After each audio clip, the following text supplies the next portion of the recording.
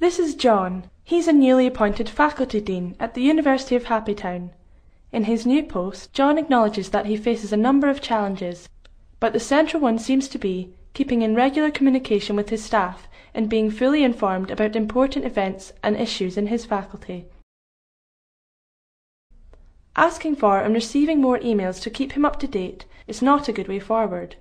John is already overwhelmed with emails and can't seem to keep up with the information pouring into his inbox. John's faculty is spread over 2 campuses, and staff rarely get an opportunity to meet face to face, making them all reliant on emails, chance conversations, or formal committee meetings. So John needs a solution that will 1. Reduce the amount of emails in everyone's inbox. 2. Replace some of the paper processes, reducing the risks associated with this way of working. 3. Give him and his colleagues an overview of work being done in his faculty, which he can view at a time that suits him and that is created by his staff. 4. Allow for various ways of relaying information, including sound and pictures. This is Sandra. She is one of the faculty's lecturers, and she has been using an e-portfolio to record and reflect on her own work and development. An e-portfolio is an easily accessible online space where you can store all your work, notes, and personal documents. Sandra has completed her appraisal using the e-portfolio, sharing it with John, who is her line manager. When John looks at the e-portfolio in a short space of time, he was able to gain an overview of Sandra's work and interests. He can read about the conferences and workshops she has attended over the past year and follow links to the papers she has presented. Learn about how she was progressing with her doctorate.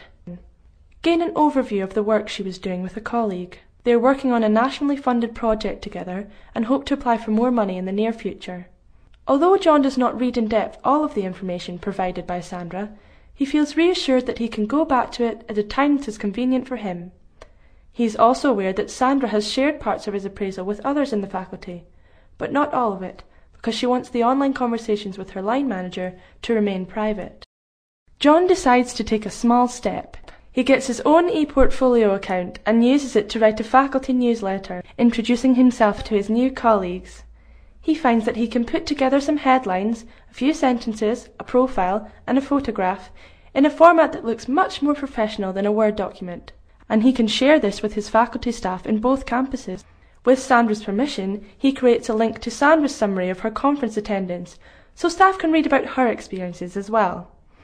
Once the newsletter has gone out, John is delighted to see that colleagues add their comments and their experiences of conferences. On the back of this, some colleagues also start to use the e-portfolio to record their work and development, sharing parts of this with John so he can gain a brief overview of their work. This John finds very helpful in quickly grasping key elements and issues rather than going through a series of emailed reports and needing to plan for and make requests for updates. John is delighted that the small step he has taken has had such a positive reaction and can see more areas of his working life that would benefit from using an e-portfolio to save paper, endless emails and wasted time. John is currently studying a leadership and management course and has decided to use the e-portfolio to reflect upon his progress and learning.